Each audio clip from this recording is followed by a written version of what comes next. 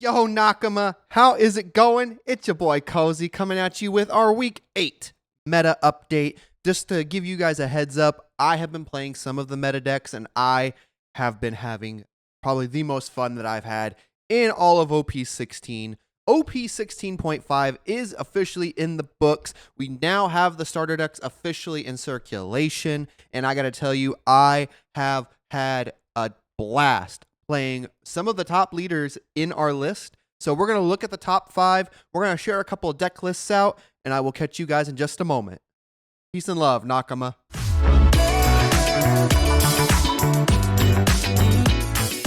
All right, you guys. Here is the top 10 list that we have for the latest meta for the sim. So what we're looking at is Red Green Luffy still on top, still dominating the format. And I gotta say, I've had fun playing this leader. I haven't really seen an issue with like bricking or anything like that. So a pretty good leader overall, very consistent, very strong. Does have only a few bad matchups overall, but I'm gonna still play it. I'm still taking it until I can get my cope in with me, not with Mihawk, with Shanks, with Kaido, with I think I'll still be playing Red Green Luffy. I might dabble in Yellow Mom. And of course, whatever the blue leader is, which I still think it's Rocks. I want it to be Rocks, but I want Rocks to be super busted so I can play it. I haven't played blue in a while, like a solid blue leader in a while. So I'm really excited to see what they do with Rocks, if it is Rocks. But if not, I'll be playing Kaido, I'll be playing Shanks, and probably be playing Red Green Luffy. Red Green Luffy right now is sitting at a cool 55% win rate, which is absolutely wild to see in terms of how strong this leader is in the meta. Following it up right behind it at a 52.6 is Green Mihawk, which is the other deck I have built. I've been dabbling in Mihawk a little bit, waiting for the last of my cards to come in for Mihawk so that way I can start playing it more competitively, playing it out in locals, things like that. But Mihawk, also a very good strong leader, has a lot of good green support that could go into Shanks. So I'm using Mihawk more as that stepping stone to learn how green works so I can get into it with Shanks in terms of like the defensibility of it, when to use counter events, things like that, just so I can prepare myself for Shanks. In third, we got Marshall D. Teach, who climbed up the ladder from last week. So very happy to see Teach coming back into the meta. Black Yellow Teach is really, really strong. It is one of Red Green Luffy's worst matchups, which would explain why, just because it can pop things. It can put minus 3,000 on the board. It can make your leader a 7K. This, that, and the third. Like, Teach is a very hard matchup, especially because Borsalino's still a thing, which, Bandai, can you please make sure that you ban Borsalino, or at least leader lock it to be only for the eggheads, and bring back the event? That would be great. Thank you. So, with yellow still being very prevalent, I'm happy to see this leader specifically be that portion. Chilling at a 52.5% win rate. It's just a hair behind Mihawk, but not as represented as like Red Green Luffy or of course the Green Mihawk. So it is super cool to see this leader kind of get some more spotlights as OP16 has kind of evolved. In fourth place, knocking itself down a peg, is Purple Enel. Purple Enel is doing a lot better in terms of win rate with a 53%, but that is also mainly from pilot dependency. To be a good Purple Enel player, you kind of have to understand what every leader does and how to go into every matchup. Just that way you know the lines of play that you need in order to be successful. So this could be a very pilot thing where a lot of people are just diehard Enel players and really just stacking this up. I see this leader not doing so well into the meta, especially because it can be held down hyper defensively with like Lunas, green leaders, which ironically are the first 2 on the list. So I can see why Purple NL sits here. And then at 5th, what I thought was always going to be the best deck in format for OP16 was the Green Blue Luffy. I got to tell you, I tried it. I played it. Wasn't a big fan of it. The playstyle to me felt really awkward, and I just couldn't get behind it. Its counterpart, Green Red Luffy, I can get behind. I'm all for Christmas Luffy. Goofy, not so much. It's chilling at a 51% win rate, so it does win more matches than it does lose, but it's very, very dependent, very matchup dependent. and it does have a lot of bad matchups. Red Ace is still one of them, and a couple of others that kind of come to mind. So like Teach is also a very hard one for yellow, or not yellow, green, blue Luffy to kind of take over. I was looking at Kid right below it. So overall, I think these are some pretty solid lists. I do want to take a look at the top 3, just so that way we can share out what has been super successful over the last week. So let's go ahead and hop into deck number 1. Here we go, you guys. This is the first deck list I wanted to look at. I'm saving my favorite one for last, to be entirely honest. You guys will see it in just a little bit. The first one I want to look at is Green Mihawk. So what exactly has it been doing well? Yeah, it's got a 62% win rate for the top deck list that it is showing off right now. Basically, it's running 2 of the Otama Searchers, 4 of the Perona Searchers, 4 of the Restand Kikus. This is the Kinemon. So we're running 4 Kinemon. We are running 4 of the, I believe these are the Zoros, if I'm not mistaken. I'll show them here at the, right now, the picture of them, just so you guys can see what they are, because they're just not up on the sim yet. So it would be 4 of these, 3 Smoker, 4 5-drop Perona. These would be the Mihawks, so or the Odins. Yeah, these are the Odins. So it would be 4 Odins, 1 of the Blocker Law, 4 Mihawk, 1 Secret Mihawk, 1 Pop Shanks, 3 Law and Beppo, 4 Samurai, 2 Billion World Fold, 2 DMGs, 2 I'll Go All Out events, and 1 Coffin Boat. Looking at this list, it is very strong because it does have the Samurais. I like Samurai. I've always liked the Wano package for Mihawk. I just felt like it was always useful because you can always just target the Kikunojos. So if you go like Kiku, and then on your second turn you play Kiku Samurai, it's going to restand both of your Kikus, and you drew 2 cards for free, essentially. Well, 2 cards for 2 Dawn. So that's super strong. I like the Mihawk into a 5-drop option. So like Mihawk into Odin is really, really strong. Mihawk into like Smoker is also really strong because you can restand the Dawn, rest of Kiku to restand 3 more Dawn. So it's just very strong. It's got a ton of counter events. So it has what, 2, 4, it has 6 counter events. With this particular list, we're running what, 2, 4, 5, 6. I want to say we're running 10 2Ks, if I remember right. I could be close to it. I want to say it's 10 2Ks in this list, but you run a ton of counter. You run the rest event, so you could just rest people's blockers. Then you have the 4K counter. You have an option with the Go All Out event if you wanted to stun 2 of them. Personally, for me, I like Luna a little bit better than Stronger, just because it hits everything rather than 3 Dawn and hitting 2. Which a list below it does have it, it looks like, but this one's performing the best, so I just wanted to kind of highlight this one. I like the Mihawk and I like the Shanks. The Law and Beppo I would prefer to be at 4, but if I'm running both of these, 3 Law and Beppo is totally fine. Let me know what you guys think about this list. Would you change anything about this list with Mihawk? Just tell me down in the comments below, just so that way we can kind of share some deck list ideas, some crafting materials, so that way we can make the best version of this list until OP17 comes out, when I think Shanks just kind of takes over in that mono green slot. But hey, we'll see. We are going to see when that exactly happens, when OP17 drops. So, oh, and one more thing before we actually hop over to it, I forgot to mention it to you guys. These are the matchups for Mihawk. It does go 50-50 into the mirror. Hard loses to Red Green Luffy. Does really well into Black Yellow Teach.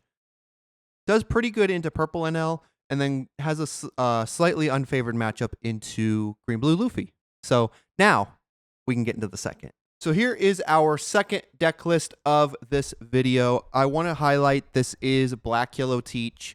I played it. I kind of liked it, but I also kind of priced myself out of the market with some of the updates that have come with Black Yellow Teach to be successful. So I kind of pulled back away from it in lieu of other things. So for Black Yellow Teach, we are running 4 Burgess, 4 of the big blocker Teach, 2 Pizarro, 2 Augur, 2 Doc Q, 4 Vascos, 4 Baby Fives, 4 Katarinas, 2 San Juan Wolf, 3 of Big Bro Salino that is a menace in the yellow meta, which is why I highlight that Borsalino is one of the big problems with One Piece right now, because every yellow deck plays it. It's too generic. It's just too valuable in a lot of yellow decks. And I feel it should be restricted a little bit or just banned altogether with a Narada. Some way, shape, or form, they need to make this card a little bit more balanced because it's really throwing the balance of the game completely off. We're running 4 Shiryu, 4 of the Secret Teach, 3 My Eras, 2 Black Rope Dragon Twisters. This is a new one that I haven't seen yet. I kind of like it. It's kind of spicy.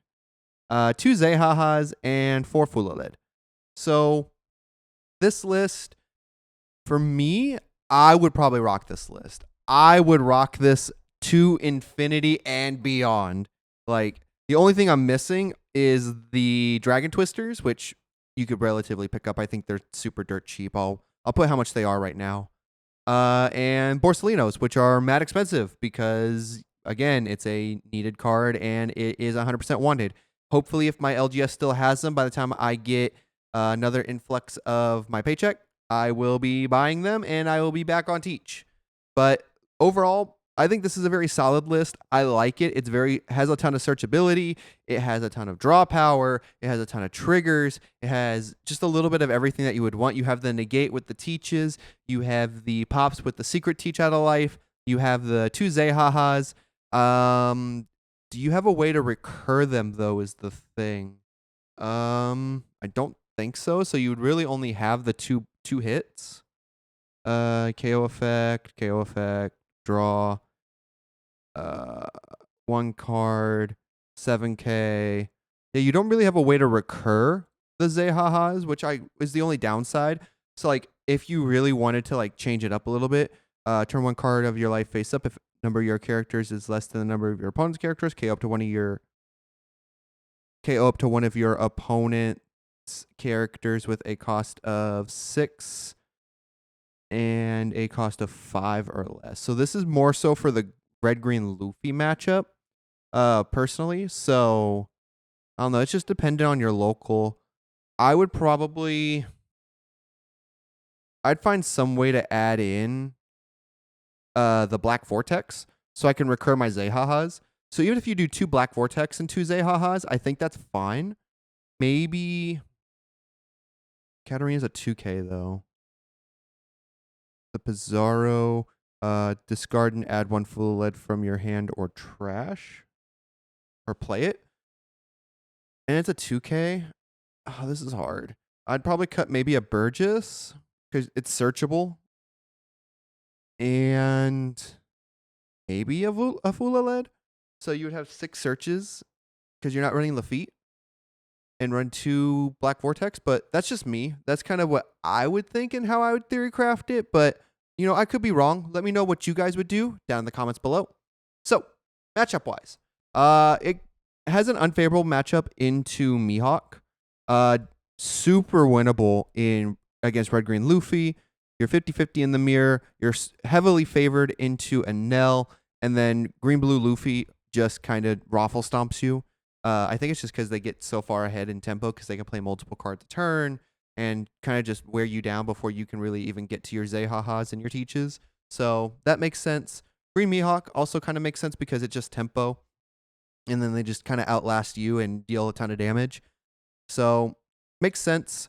But here is the teach list that we wanted to highlight. Let's go ahead and hop into my favorite for deck number 3. And now for the piece de la resistance. Red-Green Luffy. So in Red-Green Luffy, this list is vastly different than the one I'm running. My list will be coming out here in about a couple of weeks. I have the Ace one still left to do, which comes out this week. And then next week, we'll start going into OP16.5 / OP17 speculations as OP17 comes out at the end of the month. So we kind of want to get some speculation deck lists out to kind of see how it works. But we will definitely be doing a Red-Green Luffy special next week on the channel. So make sure you are subscribed and you have that notification bell rang so that way you don't miss that upload so you can kind of see what I'm cooking up with. This list is running 2 of the Jewelry Bonnie Searcher, 4 Nami Searcher, 1 of the Unblockable Sanji 2Ks, 4 Zoro, 2 of the 7-drop Luffy, and then we are running 4 of the Green Nami Searcher, 4 Laboon, 4 Usopp, 4 Nami Blocker, that rest stuff, for Sanji, 3 of the Fishman Luffy, 2 Brook, 3 Go All Outs, 4 Charlestones, 1 Luna, and 4 of the new stage. So this list is very, very powerful. I kind of lean more on the side of it being somewhat inconsistent / you won't really hit a lot of the big things that you kind of need. When I was playtesting Red Green Luffy a lot, it was more so I couldn't find a way to have big bodies to close the game out because my original strategy was like Zoro, Luffy, or play this Luffy first and then go Zoro, Luffy, Brook, and swing super big. So it was kind of, it didn't feel good for me. I also kind of don't like Laboon. Personally, I don't like Laboon because they're just going to target and knock out the Laboon super early anyway, which makes it relatively useless. I would run the Tony Chopper, the red 4-drop 2K, instead of Laboon. Just because 1, it's a searchable 2K, and for 2, it does become a blocker on board, and it's a very strong blocker. I believe it becomes a 6K blocker on our opponent's turn, if I remember right, if I remember the stat line, because I think it's what, a 4/4 and gains 2K power on opponent's turn. So I would run that instead of the Laboon because, yeah, you're wasting 1 resource to get rid of the Laboon, but you're not going to really find the Laboons unless you hard draw into it because it is an animal card. So Bonnie doesn't search it, Nami doesn't search it, Nami doesn't search it, Stage doesn't search it. So it is a, you draw it if you find it cool. If you don't, kind of didn't matter. So playing out the Tony Chopper, even if you run it as like a split 2/2, like I think that would be a little bit better. But I just don't like running 4 Laboon because if I search for it and I end up having to bottom deck them, I'm cooked. Like it's over. The list I'm running kind of focuses a little bit more on consistency and has a lot more of the Straw Hat crew. So that way it's searchable off of the Bonnies, the Namis, and the stage. And it kind of just works a little bit more cohesively. So be on the lookout for that list. I think this is a very good list as well because it is running 2 Brooks like I am to rest one of your opponent's Dawn, to rest a blocker, whatever the case is, and then just swing big, trash the Brook, restand something, swing big again. So that's the outcome of it. Matchup wise, you are slightly favored into Mihawk. You are even in your matchup. I believe it is curve dependent. For curve dependency, let me just look, just so that way you guys know. Do you need to go first or second? Red Green Luffy. Oh, it doesn't tell me on here. Let me know what you guys say in the comments below. Is it first or second dependent? I prefer going second in this list because I'm mulliganing for stage and a searcher, so I can try to find Usopp on curve. So I can go Usopp, stage for leader effect to have 2 Dawn up, just to play a little bit defensive. That's my personal opinion and my personal curve for it. So however you guys want to play it, it's up to you. That's my personal play style and how I like it. So we'll talk about it more in the comments. Just let me know. Let's see. Teach just hard stomps you. Like it's virtually unwinnable unless they just don't find anything and you take second away from them. Anel, you are slightly unfavored, not by much. I want to say in this matchup, you do take their first curve away, if I'm not mistaken. Just that way they don't hyper aggressive and run you down. And then you are just super strong into Green Blue Luffy because, again, you have a ton of counter. They really can't deal with it because the Bon Clay will swing for 6. You just give them a Dawn to go to 7. What can they do? Same thing with the Daz Bones. Swings for 6. Give them a card. Give them a Dawn. Comes a 7. Can't really do much.